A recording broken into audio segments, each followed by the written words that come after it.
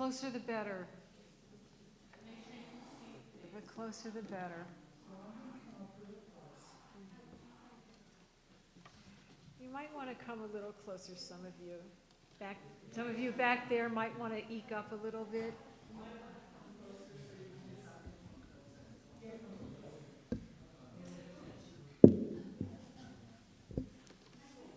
I know. Be brave. Be brave.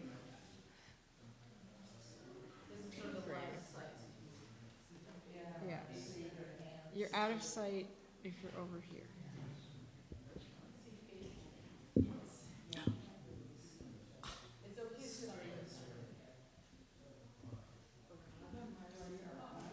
Okay, when they come, we'll start.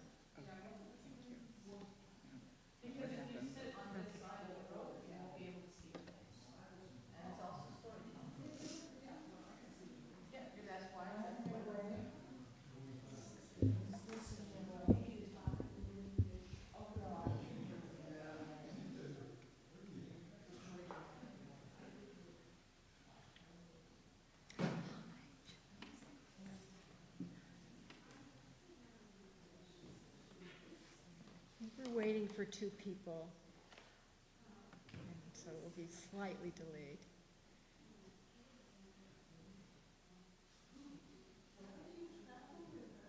How do you, like on the plane? You have to buy a seat for it. It's expensive. You know? Well, you couldn't trust your girl in the car to go anything. You would never do that. No one ever does that. I took it to the West Coast during the pandemic, and there was no one on the plane, so I got to lie it across 3 seats. Yeah, it's a little tough. Did you have to pay for 3 seats? No, I paid for 2 seats. But during the pandemic, seats were like $200 each, so it was okay. Did your heart have a name? Grandma. How many harps do you have? 3.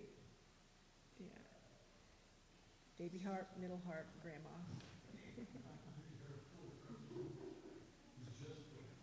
Just right. Right, the 3 bears. Yeah.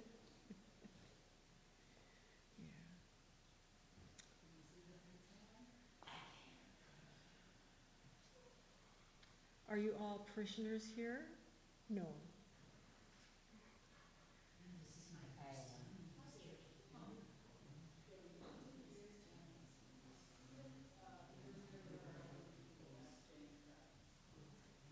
Yeah, we're good. We're waiting.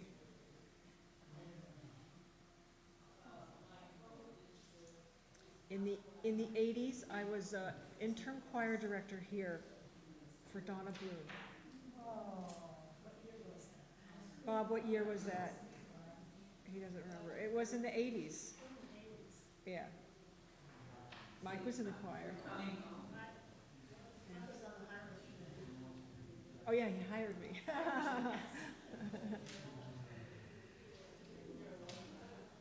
Yes.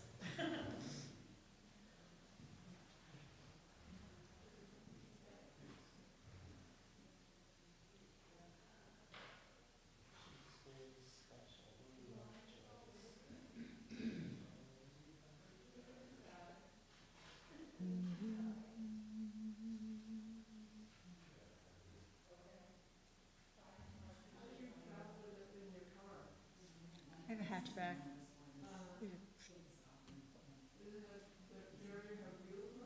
I have wheels that I can use. I can attach wheels. Yeah. No, it's hollow. I can pick it up. So it's not as heavy as it looks. Right.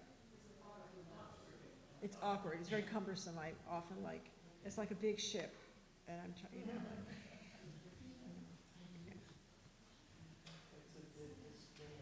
Like a big boat. That you need, if it was not hollow, it would just sound like thud, thud, pitched thuds. So the inside is a resonating chamber. So it's resonating on the inside, yeah, for sure.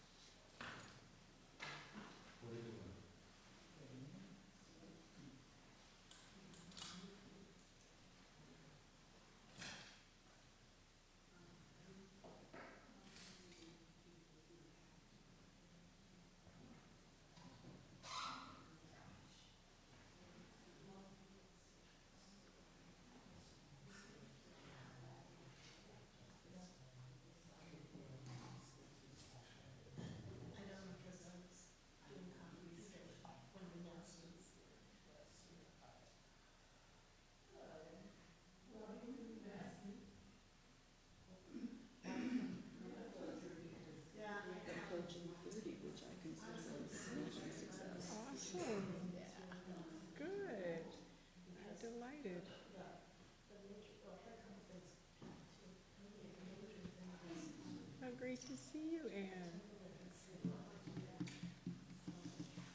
Are you going to introduce me?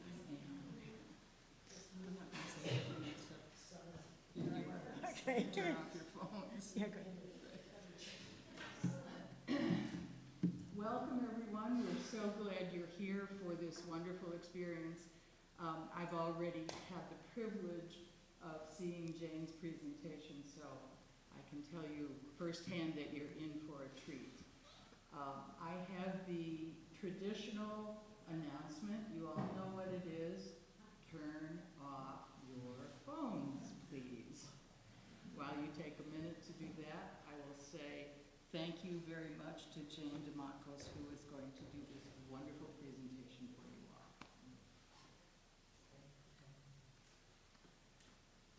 So just relax. I'm gonna gather myself up into my performance self. It's not interactive.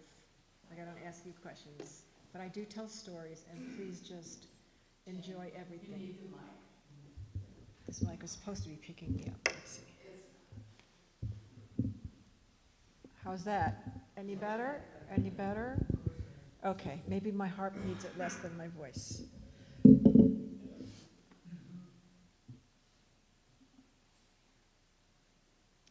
So just enjoy yourself. This is a performance about my work as a music thanatologist and about the time I had during the pandemic in the Pacific Northwest, working full-time there. It also is partially memoir. My memoir self leaked into it, I would say. But they're patient stories.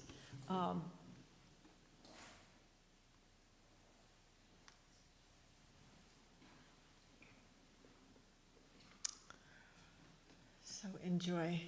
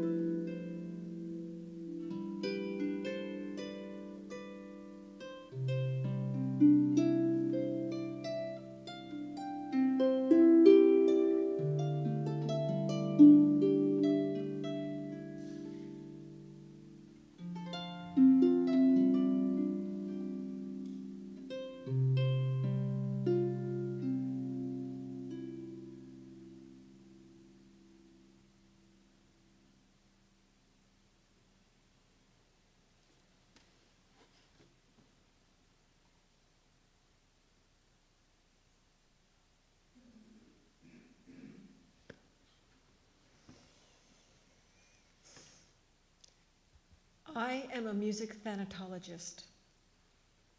music thanatologist.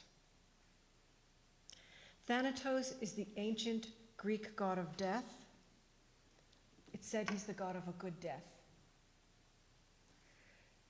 Thanatology is the modern study of death and dying, and simply put, if you put music in front of the word thanatology, you get music and end-of-life care. We use harp and singing to address issues that people at the end of life face. Physical, of course. Emotional, spiritual, psychological, psychosocial. In other words, we attend to the pain of the whole person. It's what the founder of our modern hospice movement coined as total pain. Prior to that, it was physical pain. She had the vision of working with the total pain of a patient. Her name was Dame Cicely Saunders. It's a good name to have in your mouth. Music thanatologists call patient visits vigils. The dying process itself, the leave-taking, it's called transitus, from the Latin, meaning passage or crossing. Music thanatology uses music prescriptively. What does it mean to use music prescriptively? What is that? What could that be? Don't we do it all the time? We put on music to dance. We use it to calm our nervous systems when we're anxious. A mother may help her baby to sleep by singing to the baby. We sing together in joy and in sorrow. We can express our heart through music. Music can open a window to what is sacred and beyond words.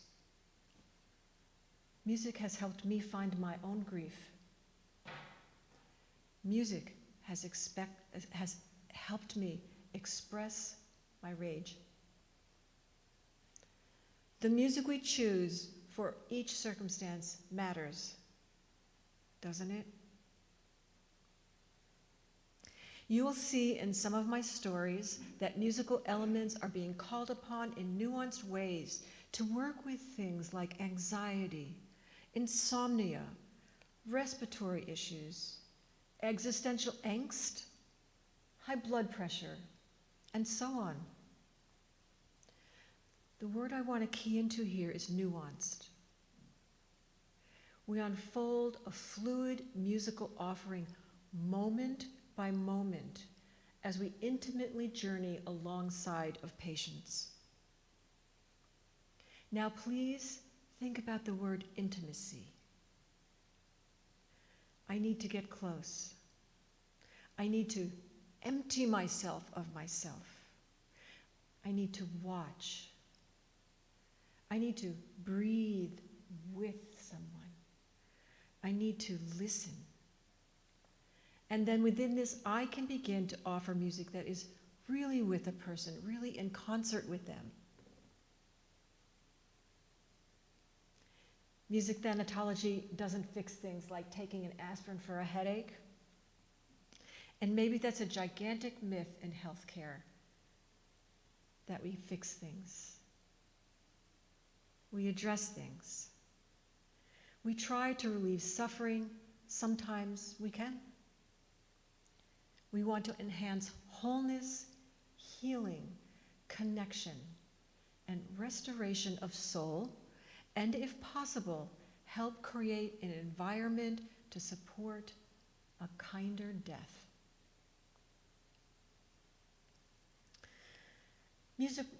Prescriptive use of music is at the core, yes, but we cannot ever reduce the practice to a musical, biomedical equation of cause and effect. The heart of music thanatology rests in silence. We begin there. It rests in soul and the sacred inherent in each of us. And it seeks a healing and offering a felt remembrance of home, of love, of grace, of an ultimate safety in what lies beyond words. One patient who was an author said after his first vigil, with no small amount of surprise, "I have no words, and I'm a word person." And I visited him many times up to his death and during his actual dying. I witnessed him each time giving over more and more to a kind of medicine he called boundaryless beauty. Boundaryless beauty. Our work is not religious, but it recognizes the dying process itself, that it's a mysterious, sacred moment in our personal biography, and it's our birthright. It's not like we have a life and then it ends at our death. Our death is part of our life. It's part of our personal biography. And it has actually nothing to do with religion per se. This performance is a telling of selected patient encounters, a few non-patient stories, as were written in my journals while I was in the Pacific Northwest as a full-time music thanatologist at a very large hospital. I was there for 2 years during the pandemic. 4 days a week I worked in the hospital. It was large, it was 11 stories, multiple buildings, and 1 day a week I drove across 3 or 4 counties to visit hospice patients in their home. I was considered an essential worker during the pandemic. That was amazing. That was intense. I was a well-regarded and well-resourced member of the palliative care team, and given my experience as a musician in healthcare, that was very satisfying.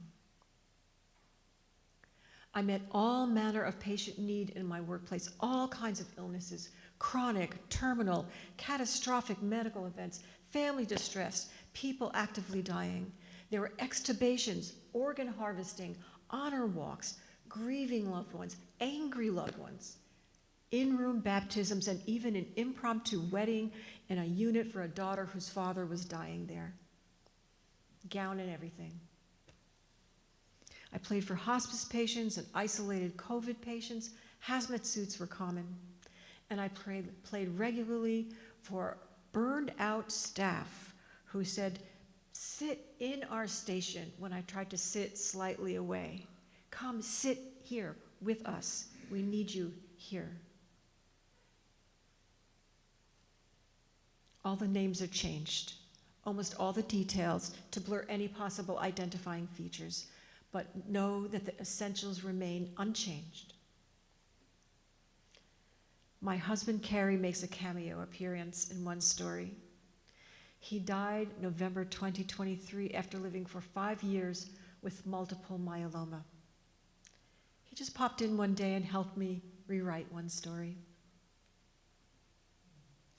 The area in which I worked had a very large Christian population, but we don't play Christian music per se, and we don't typically play hymns, except sometimes I do. We do lean into where meaning might be held for a patient, which may mirror a faith tradition. And in general, we don't play familiar or preferential music. Sometimes a certain favorite music will help ground someone, and that can be very helpful. It can be especially helpful for dementia patients. But really,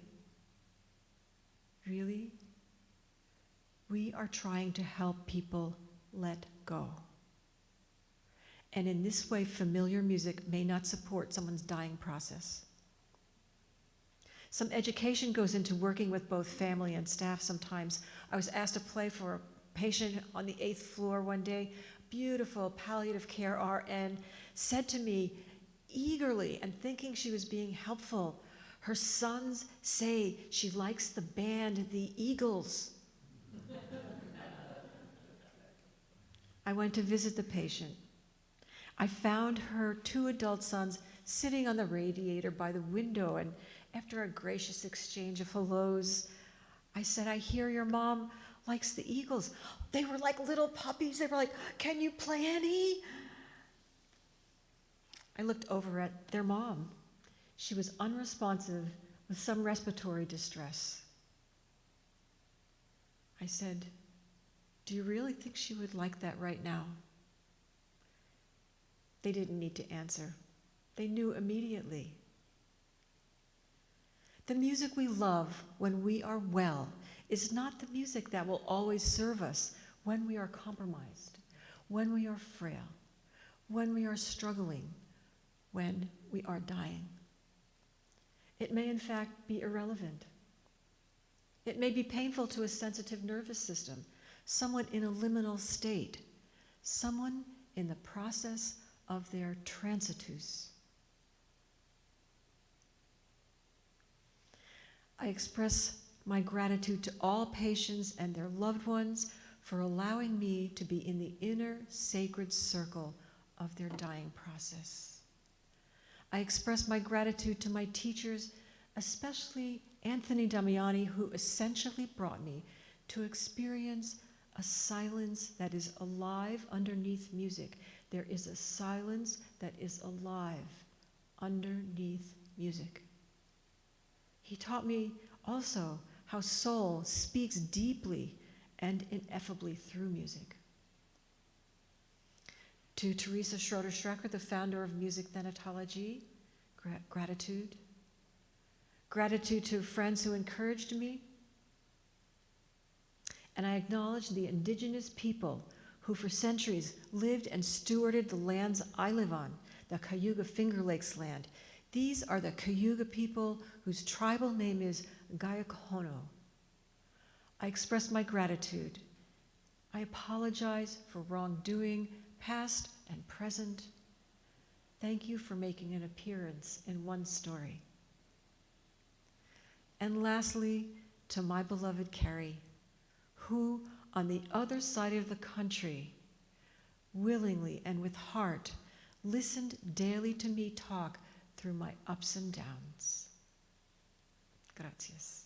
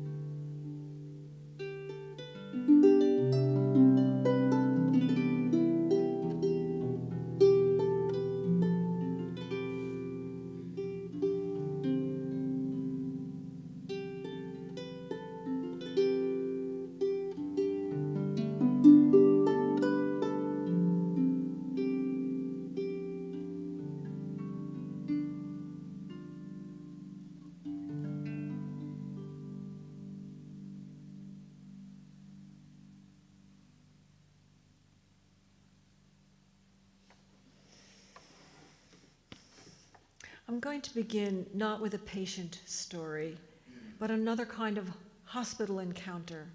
I want to set the tone here about the voice and the presence of harp. Here's a journal entry, August 5th, 2021. About 2 weeks ago, I got an email from my hospice. Someone wanted a harpist but not hospice related. I called the number and a lady answered the phone, and here's what she said. I don't need a harpist. I just need to touch a harp.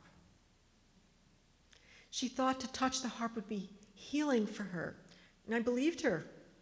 I wanted to help her. On the one hand, it seemed like easy enough. On the other hand, it wasn't easy.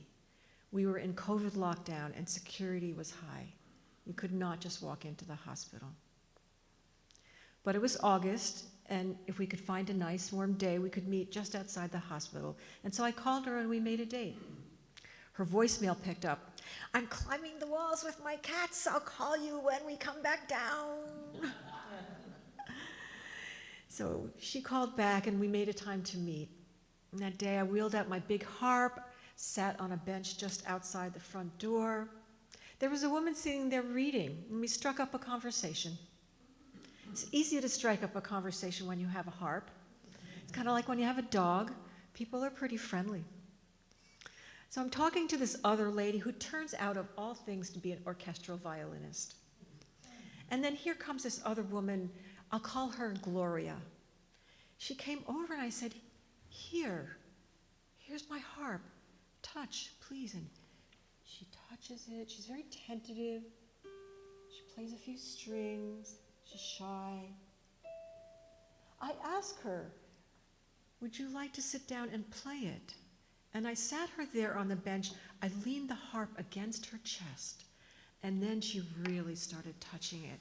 She was caressing it, feeling the satiny wood, feeling the glissando of the strings, the magical glissando, feeling the curvature of the harp. She was enthralled, and she was touching it like it was holy. Like it was a holy, sacred thing. And I thought, how often do we forget? I forget this holy, sacred thing. She's remembering. But there was some wound there she had, and to have this contact, it was clear. It was administering to her. It was meeting her, and she touched the harp over and over again, tenderly and with reverence. Whatever she had hoped for, she was being met. And I asked her, would you like me to play for you? She said yes, and we offered a seat next to us on the bench, but she sat on the sidewalk, the concrete sidewalk, cross-legged, as if she belonged down there. And I played a suite of Celtic airs full of beautiful mystery and longing.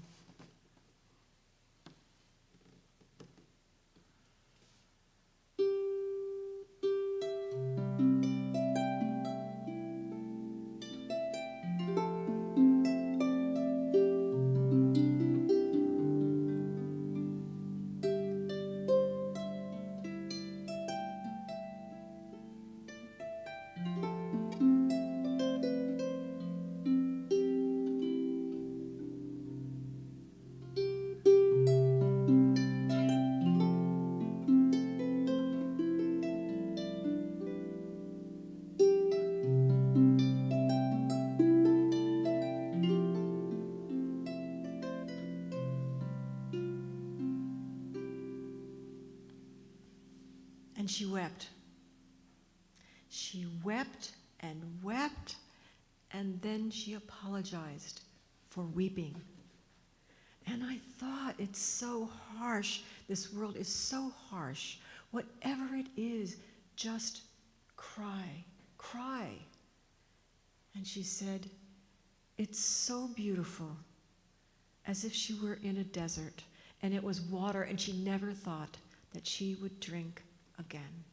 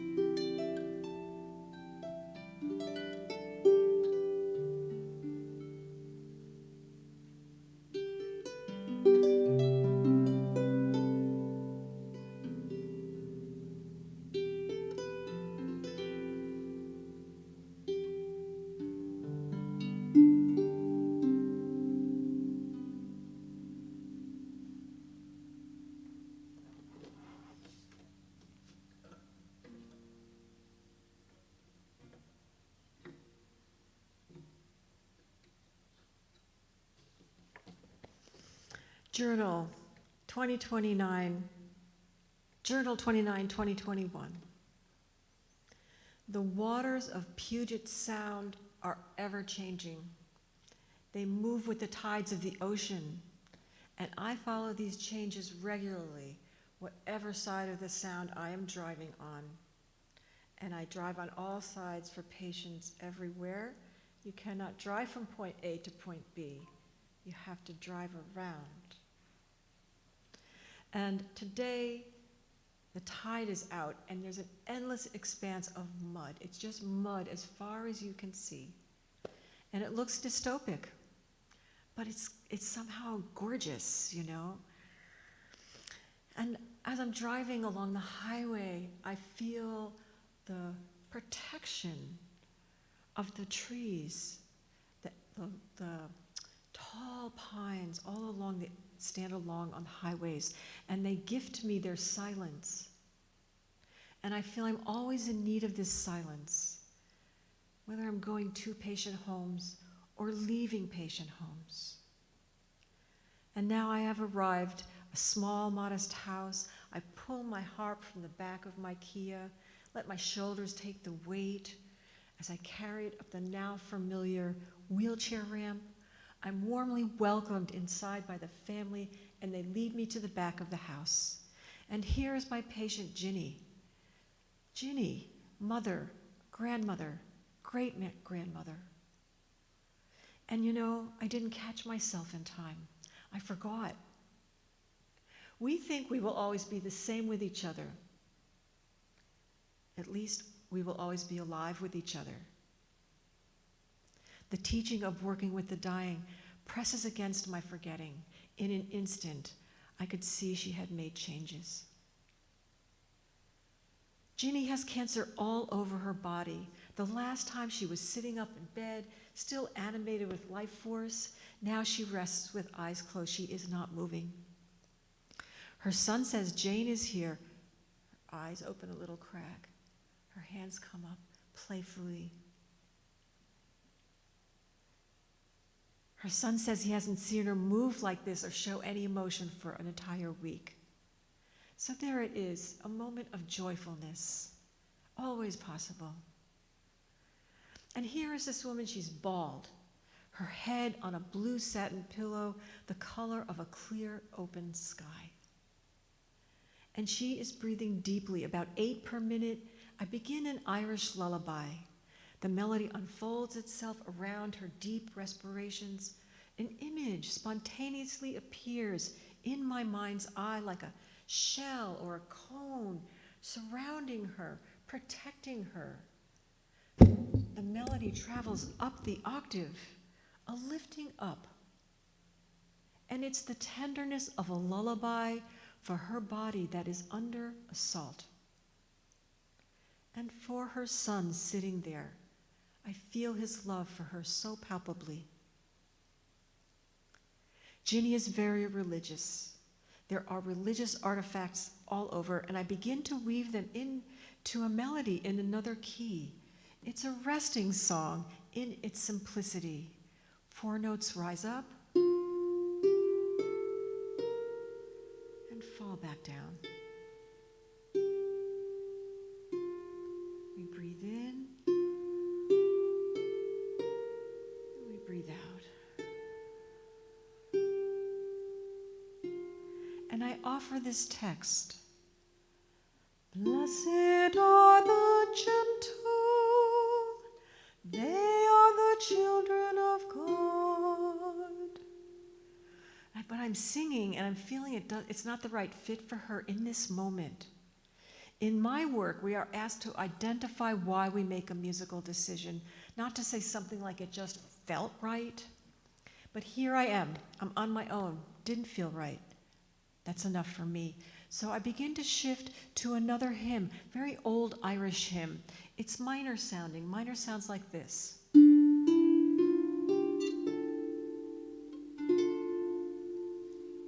And it's a petition. It's asking for help. Deus meus, it begins. My God. Ginny is withdrawn into herself now.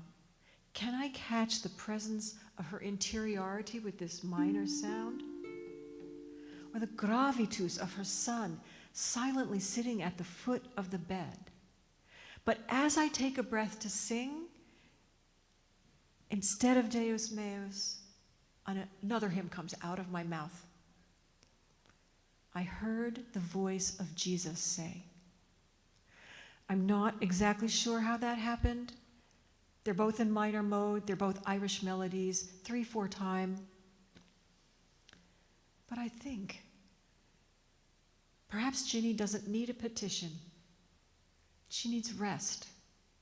She is tired of the long journey of her illness. And so I keep singing.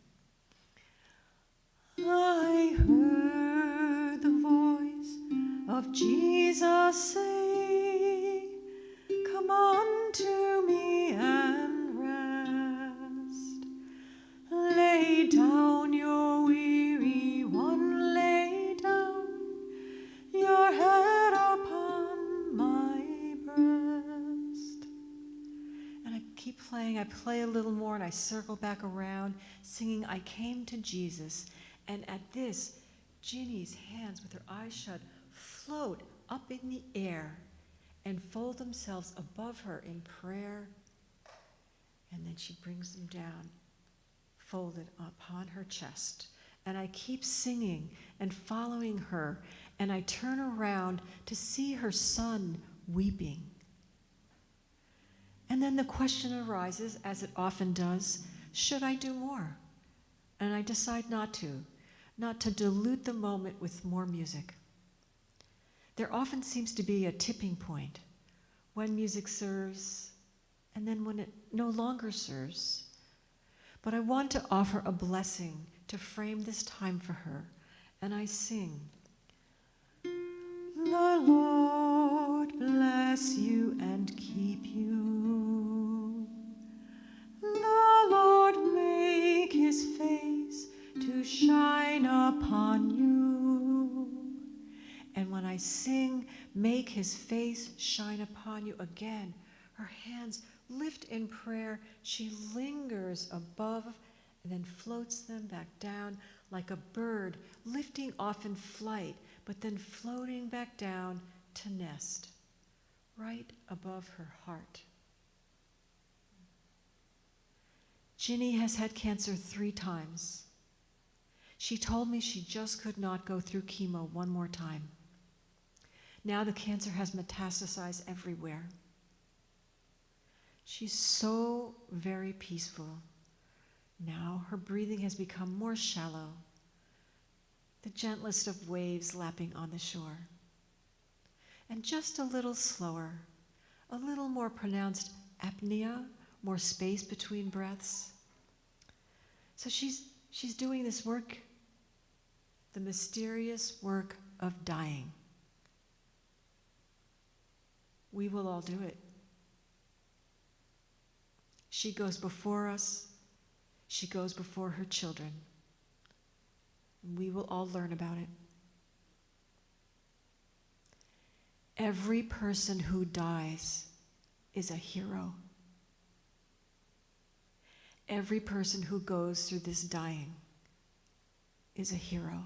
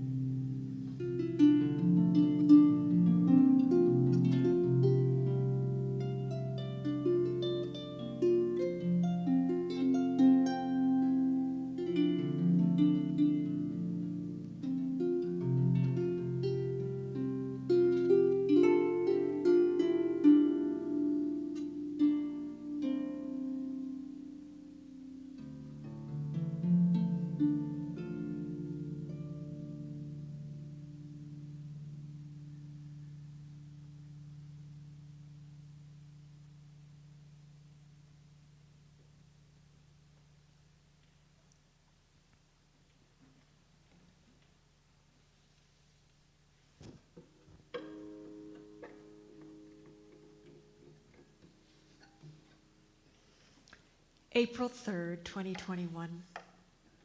Dear Anne falls asleep in her wheelchair as her parents and 2 sons look on. She asks for Leonard Cohen's Hallelujah before her sleep. This gives her a sense of home. Home gives her a sense of peace.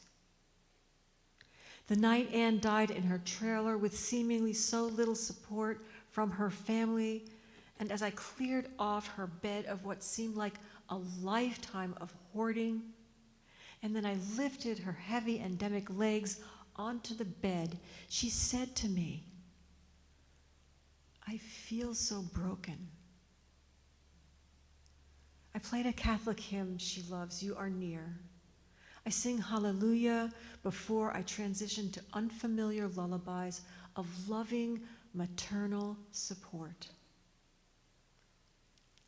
Anne is the dowsing rod to my water. When I feel dry, water is found somehow, a voice I didn't know I had, saturated in love and sweetness, floats in the air. Hallelujah. She falls asleep. I stay for a long time. After many months traveling with Anne, this is the last visit.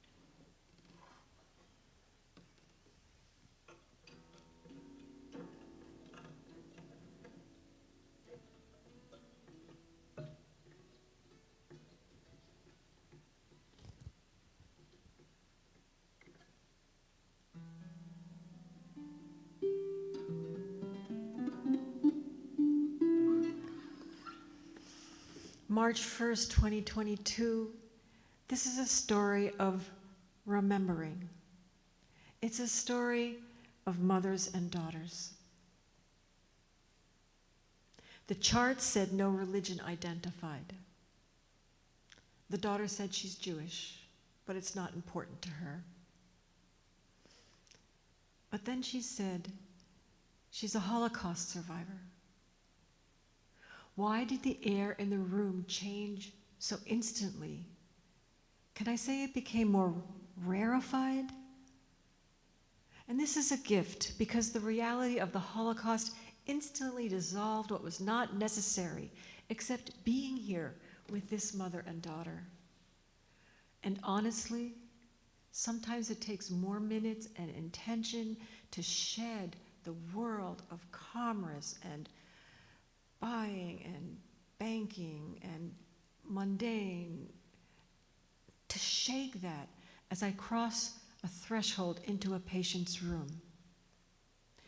And this is the practice, to shed as much as possible. I have often thought, soon this generation will be gone. Who will pass down the stories?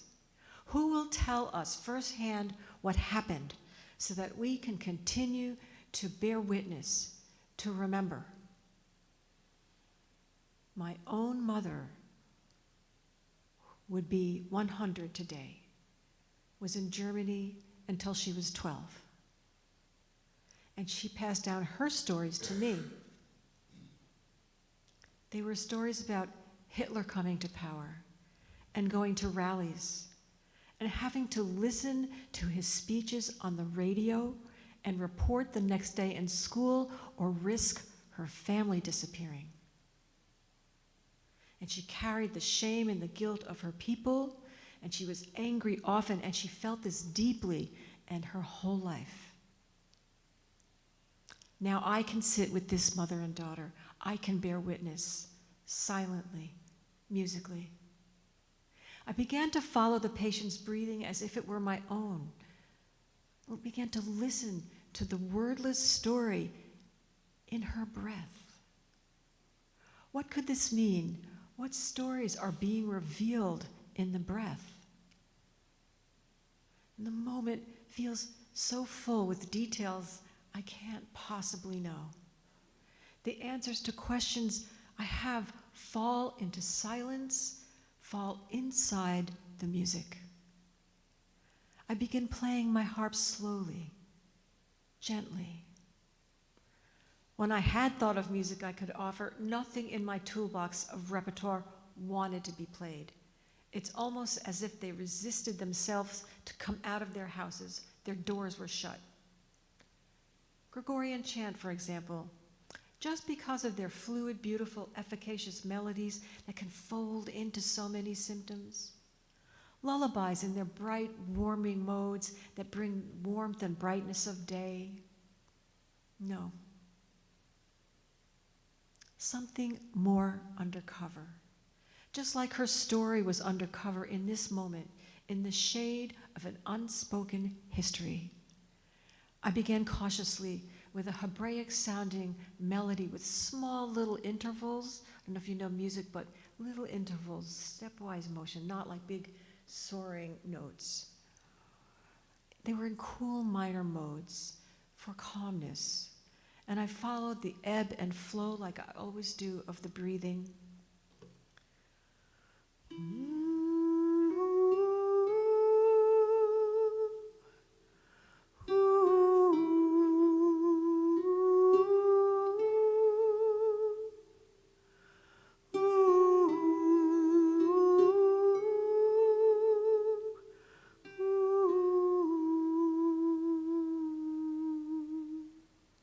I was cautious. I wasn't sure if this Hebraic sound might touch any pain. But she didn't. She continued to rest very peacefully. And I continued to deepen and expand the musical delivery. Intervals then became wider for a more full musical offering, more musical presence, and her respiration evened out to become more regular.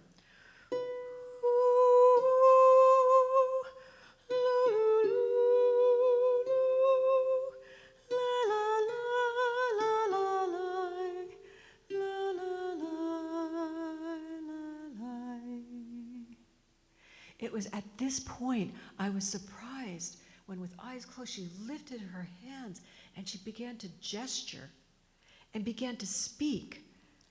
And I could not understand what she was saying, but her daughter understood and she translated. She says, "It's wonderful." She says, "It's beautiful."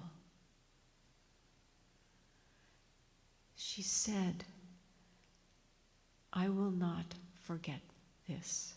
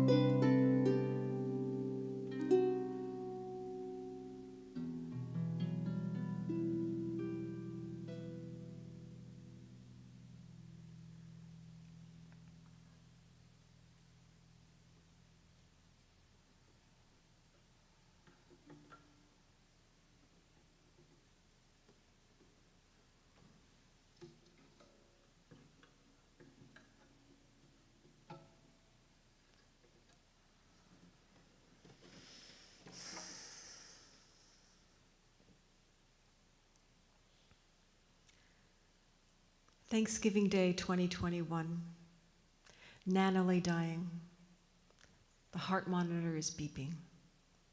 Her mother and her sister are going through waves of emotion and prayer and talking to her in so many colors.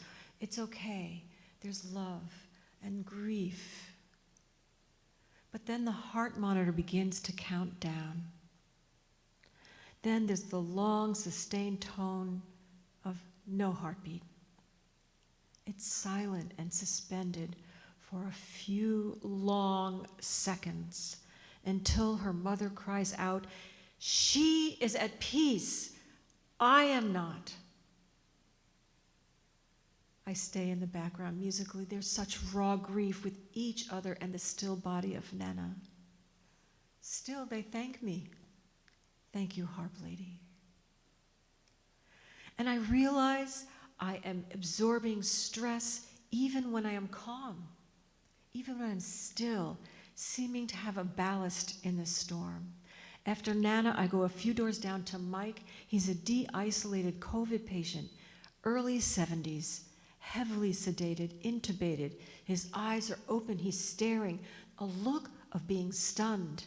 He's breathing heavily at 30 at first, now initially at 30, and blessedly now at 20. His family come twice a day and take up every minute of the limited visiting hours. And he's vaccinated. He has had his booster, yet here he is with COVID, hanging on by a thread. And I am tired today. But still, I enter the vigil, the intimacy with his breath, offer a benign presence, understand a sense of love in sound like a cool washcloth, each note offering this, yet nothing is fragmented, a holding together by something invisible that feels like love. Later, his wife hugs me through our gowns. We have gowns because he has contact precautions. The hug feels like medicine, and we both appreciate it, though it's not advised. And I go to my office to chart. I see 205 asks for music, another door down from Mike. Triple bypass surgery just yesterday, though to see him, he looks as if he's had a whole week of recovery. And he tells me, while under or asleep, he doesn't know which or when, his brother and a friend visited him. They are both dead. His brother said, "You will be all right. You won't have any pain. You'll be out of the hospital in 3 days." And here he was, no pain, already ready to transfer out. And he told me his cat visited him. The cat was in a cage. And he said to the cat, "How did you get here?" The cat said, "I drove your van." And he said, "But you don't have a license." And then he asked after his dead mother. His brother said, "She is making everyone Thanksgiving dinner." Now the patient is crying. And I just played those Celtic airs you heard earlier, the 4-chord pulling at that longing and faraway sound. But then still another patient, a few doors down from 205, brain surgery. He was frightened. Staples like train tracks all along the side of his head. I played lullabies for him. What could feel more musically safe? I left him resting. Then I went back to my office and had a meltdown. But not before Twinkle Twinkle came over the loudspeaker. Someone will remember their baby born this Thanksgiving Day, 2021. Another will remember their daughter, their sister, died on this day, Thanksgiving Day, 2021.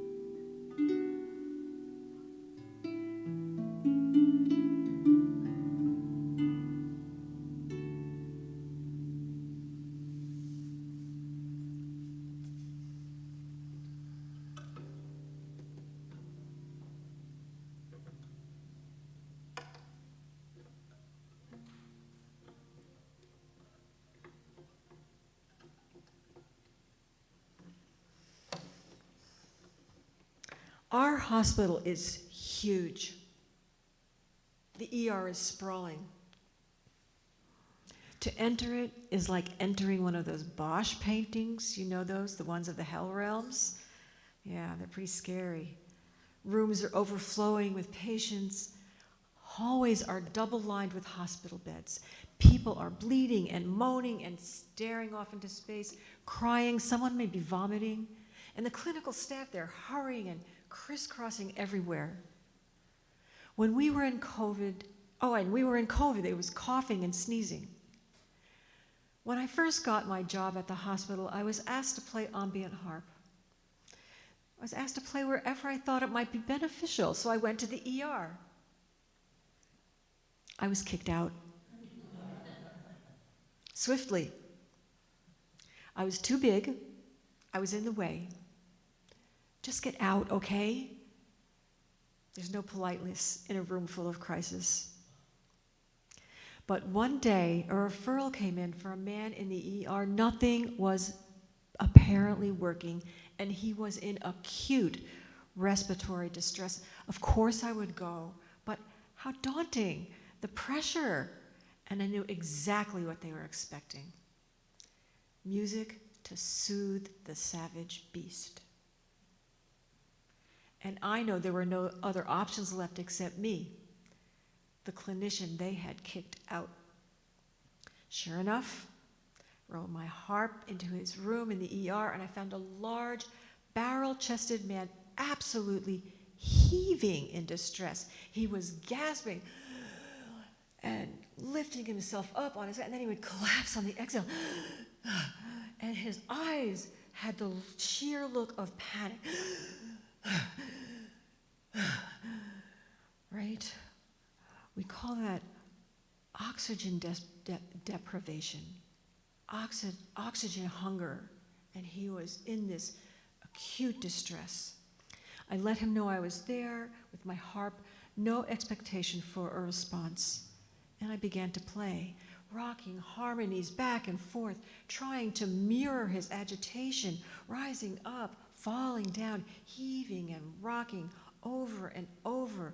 And then sometimes I would insert a little suggestion of rest, and then pick it back up again. Heaving, rocking, heaving, rocking. When do I demonstrate this for you? Okay, I have to demonstrate now. Heaving and rocking.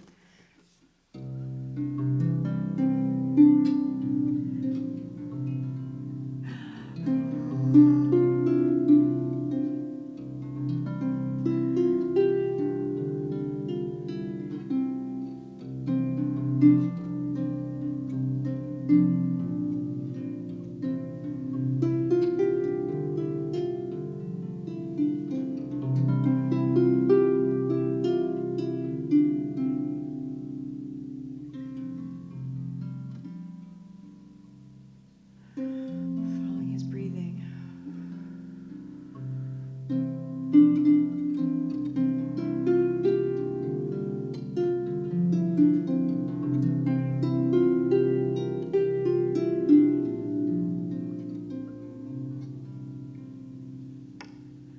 I often think this work with patients is like my work conducting my choirs, except here the patient is the conductor.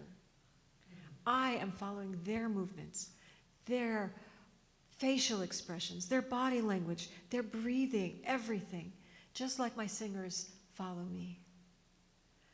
But like all true music making, after a while, we are all moving together. The music has a life of its own, and we are all participating, our very bodies following together this unfolding.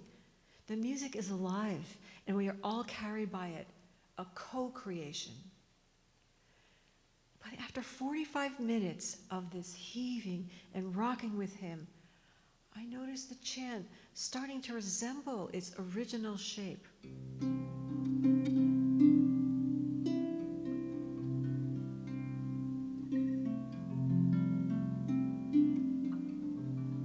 Because we had slowed down and evened out that much. And I looked over to see the patient depleted but sleeping soundly. I was grateful. There's no guarantee. I was exhausted. When I came out, the ER clinicians were simply elated that the patient was asleep. This had worked. And I had left the door to his room open, and the sound of the harp had traveled into the ER. Clinicians came up to me. The sound of the harp had spoken to their stress, had given some respite they desperately needed. After that, carte blanche. I was welcomed anytime. The education is in the experience. When you experience it, you know. Many people think what we do here with the harp is just pretty music, decorative filler to help patients pass time. Who needs that, especially when people are in distress? Don't we need real medicine for real healing?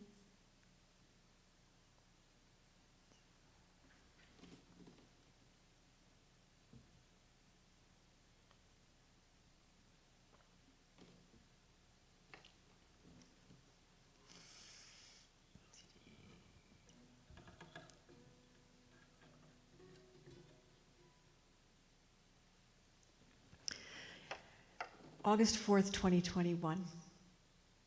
Today I come to see Rosie at one of our sniffs. I don't think we have that here, an acronym. It's an acronym. SNF. It's on the West Coast. It's like SNF, Skilled Nursing Facility. Our agency actually uses the word sniff in clinical meetings, as in, oh, the patient is in such and such sniff on the west side. Could we not come up with a more honoring acronym for our elders? But I'm here to see Rose. Rose has advanced Alzheimer's. Rose is Catholic. I find her alone in the hallway, and she's calling out, "Johnny! Johnny! Let's go! Let's go! Johnny, your leg!"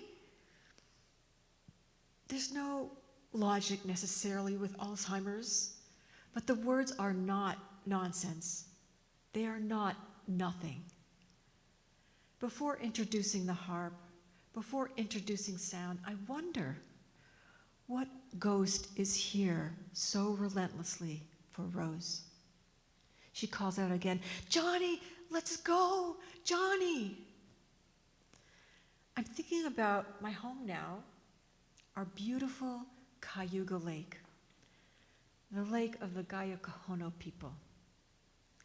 I'm on the Ithaca tour boat. I'm a tour guide. If we look off the stern south, we can see the terminal moraine. The glacier stopped here 20,000 years ago, pushing up gouged out earth, leaving a high ridge. The ridge is a watershed. Rainwater flows north, down the ridge, running in rivers across the land, collecting sediment as it goes. Imagine rocks and granite, limestone, shells, things that haven't dissolved or decomposed. Calcium, bones, teeth, arrowheads. The rainwater hits the large body of Cayuga Lake, the Gayocahono Lake. The sediment drops right there when that water hits the lake, and it makes a sandbar. And boats cannot pass through. They get stuck. It's very dangerous and causes damage. Is this what happened for Rose?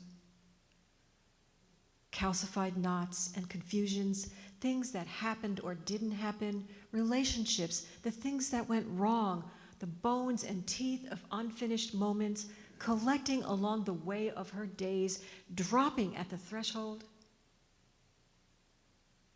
I might be there one day on a sandbar, grinding my motor. I can't pass through. I'm thinking of my beloved Carrie at the end of his life, and I hear myself say, Carrie, your cane. Don't forget your cane. You're gonna fall. Your cane. But my reverie is broken. Rose yells out, "Johnny, Johnny, Johnny, Johnny, your leg." I ask her, "Where do you want to go?" "I don't know, anywhere, Johnny." But now, there's a parade of wheelchairs moving towards us down the hallway. And a woman saddles up to Rosie, wheelchair to wheelchair, and she is pissed off. And she yells at Rose in her brilliant Alzheimer's language, "Don't tell me where to go. I'm standing. The fish were here, born before you. You can't stop." Rose yells back in her equally brilliant Alzheimer's language, "Get out of my shoes. The floor is turning. The shoes, it's mine." They have an argument.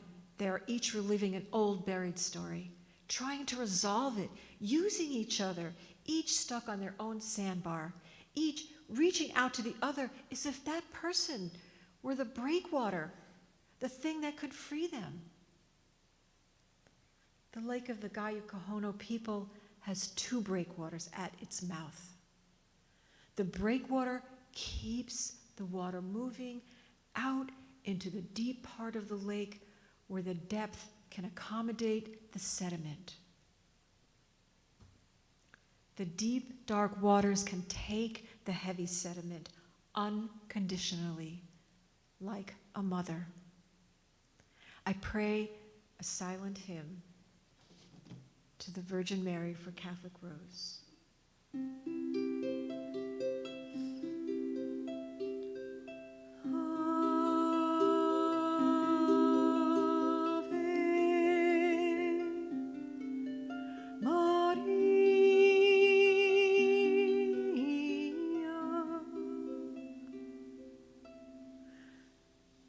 I think we are not far from Rose. We think we might be.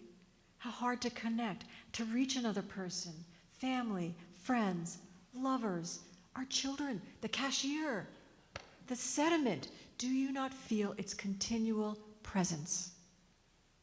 I think again to a moment with Carrie just before a fall in the street. I'm yelling, "Don't forget your cane! Don't forget your cane! Your cane!" He ignores me. Then he yells back, "Jayne, stop!" I can't stop. He can't stop. We're on a sandbar. I'm alone with Rose now. She's not consolable. So I do spoken and sung prayers. I reach down into her Catholic self.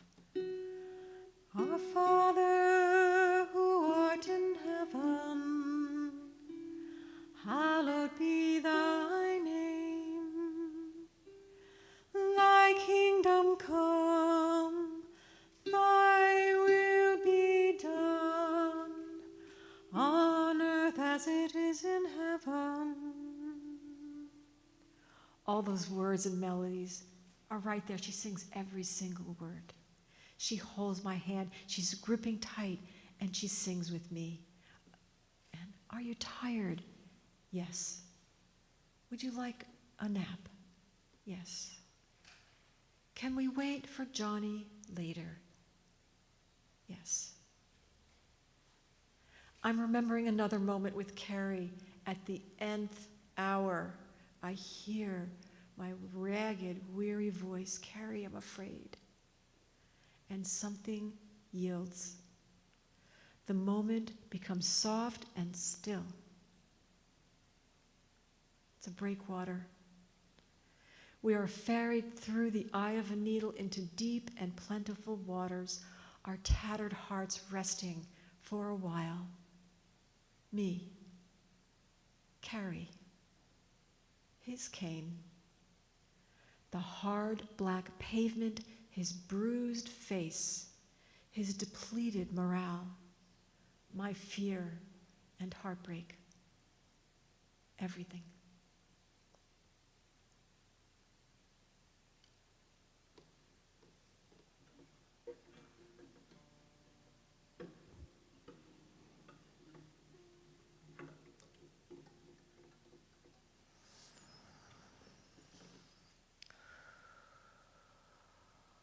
January 5th, 2022. The long walk to the critical care unit called the CCU, it's a lonely walk. It's a narrow hallway with no windows. It curves around and around again. Doors open as if by magic as I approach, as if someone's seeing me approach. I use my badge to scan open the final door. I feel the little child of myself have a little tinge of privilege. I'm allowed entry. All the places where entry had been denied or barred, those moments are a little bit like photo negatives stored in my psyche. All the times when I had to stand on the other side of a door. Or when I did have the key, the power, a little childlike gleam of feeling special. Such a powerful and simple thing going through a doorway. So defining sometimes, yeah? I have taken this week to imagining Ramana, an Indian holy man that I am moved by.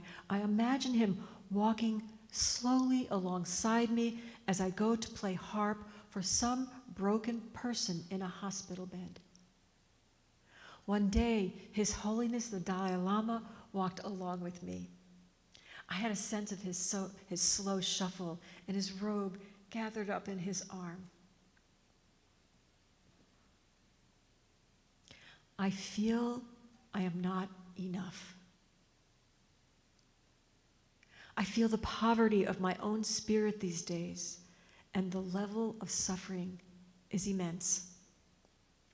So I bring Ramana, his brown eyes of love looking out into the room, holding us all, the efficient, tender RN, the husband weeping at the bedside, The patient covered in tubes. Me, my harp. I can't say that there are angels anywhere as they're written about in Scripture, as they're painted or sung about. But consider this. The hospital itself may be a vast angel, a manifestation of the thought to help, to do good, to heal. The RN replenishing the morphine drip, not a metaphor, an angel. The harp itself may be an angel, invented and evolved over thousands of years just for this moment. The moment itself could be an angel. All of these angels populating our loneliness. And I'm trying to give over because I feel there is nothing I simply can do. Sometimes someone's suffering is relieved. It feels like a huge blessing and gift. Other days, the suffering continues into the mystery of it all, and I am left with a simple presence and a few beautiful notes I manage to offer into the space, and a bald kind of faith that beauty matters, and it doesn't owe us anything back. I wheel my harp back through the long hallway, my harp like a broken off wing. It glides across the linoleum floor through the magic doors, 1, 2, 3, 4. And I find now I'm walking alone. Have I left Ramana in the CCU? But then I remember, I can always remember what he said as he was dying of cancer. You say I'm going away, but where can I go? I am always here.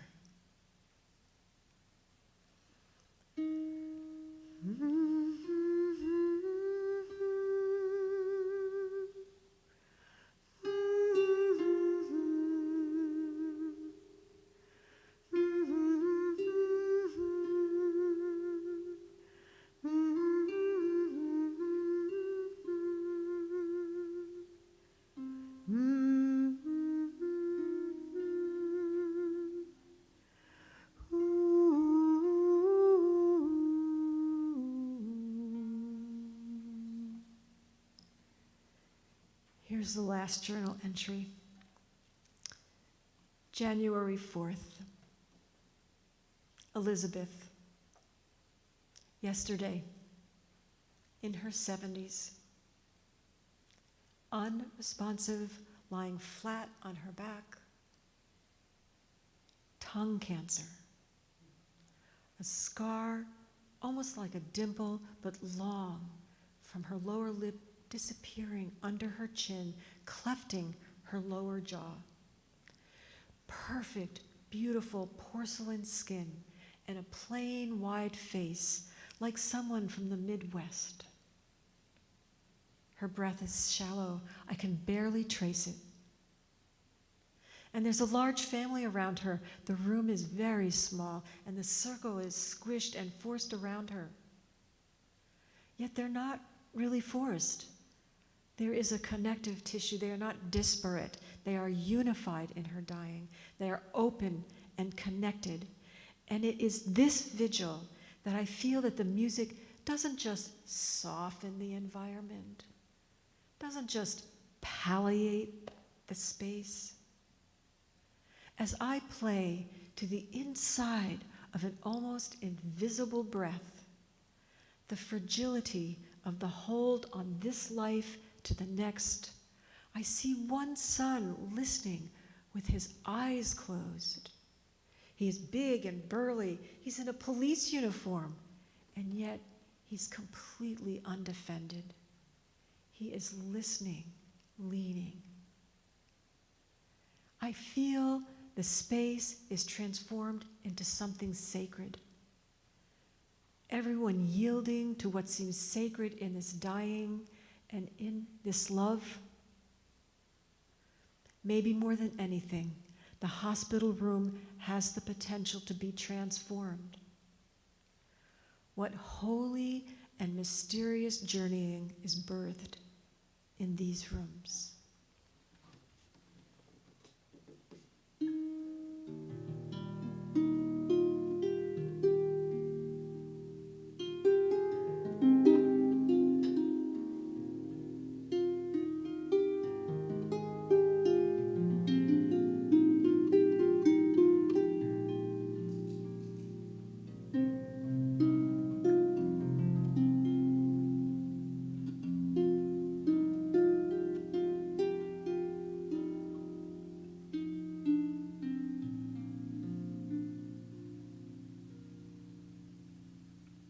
And I do have an epilogue.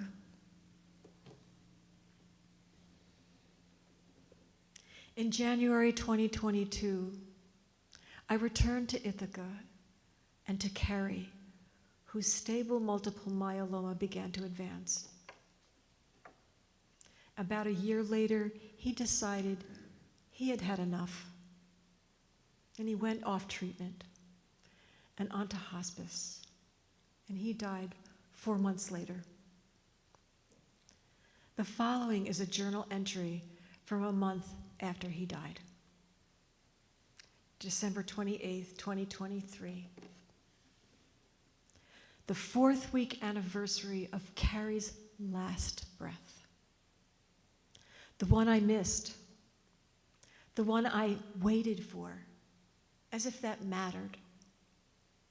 There was a turn of my head, worried words spoken randomly to my social worker about my family. I wanted to be angry at that social worker for the distraction. And I wanted to be angry at my family because how often did I put them before Carrie even now? I wanted to be angry at myself for any buffoonery at Carrie's bedside, singing things that were pulled from the sky of spiritual platitudes. I should have known better, but I didn't. Maybe my singing was for me, to give me my breath, and give me my body that had been suspended there for days with Carrie in vigil. Ave verum corpus. Hail, true body. Hail, Carrie. Hail your precious body, dear one. And I know everything is wiped away, made clean. We did good. We danced through this time, didn't we? You apologized. You thanked me. I apologized. I thanked you for loving me so much. And you simply said, "It's my pleasure."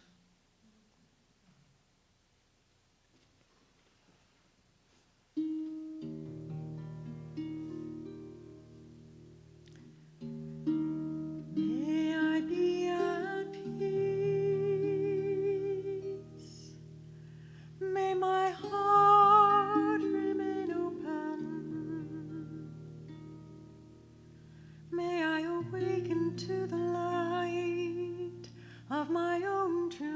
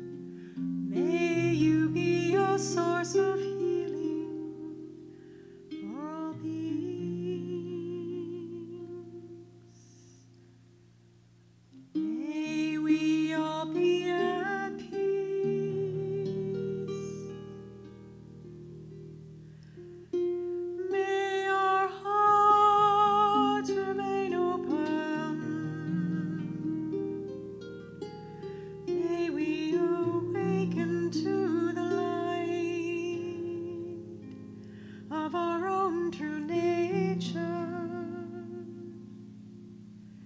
May we all be healed. May we be a source of healing for all beings, all beings, all beings.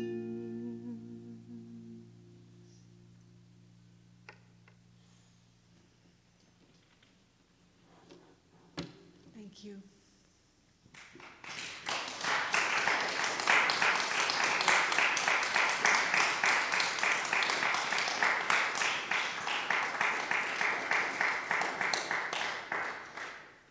Thank you for coming.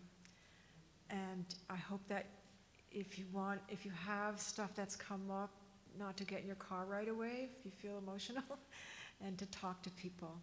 And you're welcome to come and talk to me if you'd like to. And just be gentle with yourself. Because this kind of talking is not out there. You go to Wegmans. It's just not out there. So you need to protect this in yourself.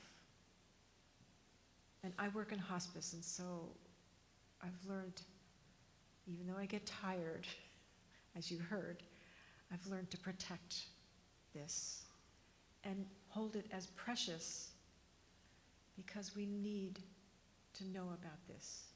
We need to have a dialogue with this reality. We will all be better for it. Yeah. Thanks again.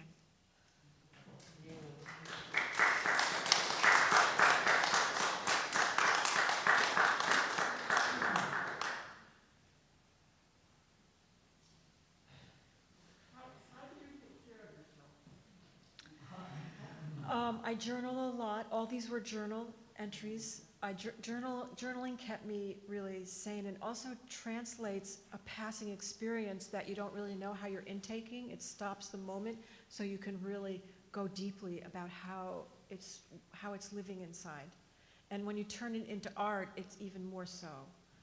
And then when I lived in the Pacific Northwest, if you've ever been there, you know they have those trees, the first growth trees, and I would go into the forest.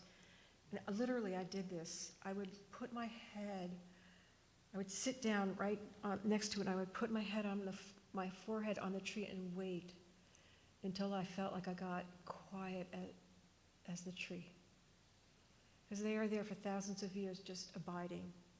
And there's a silence in those forests, and I would wait until I received some of that medicine, the medicine of abiding and silence. That's how I took care of myself.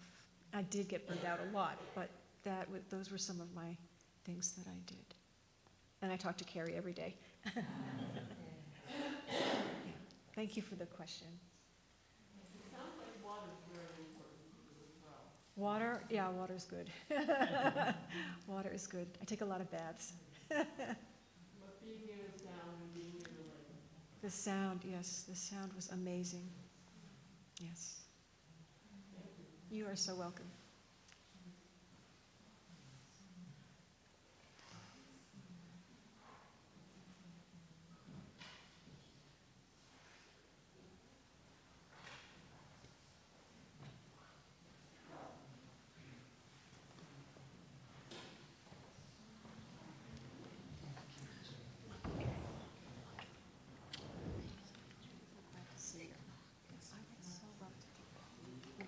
Yes, okay, it's a deal. My impression is that Harry waited for you to be distracted. He waited for me to come home. Yes, he did. Waited till you were distracted. Oh, yes, there's also that. That's possible. He chose to There is that view, yeah. Thank you. Oh. Oh, here? From here? Sort of did upstate, so I did speak to her. Okay. Okay.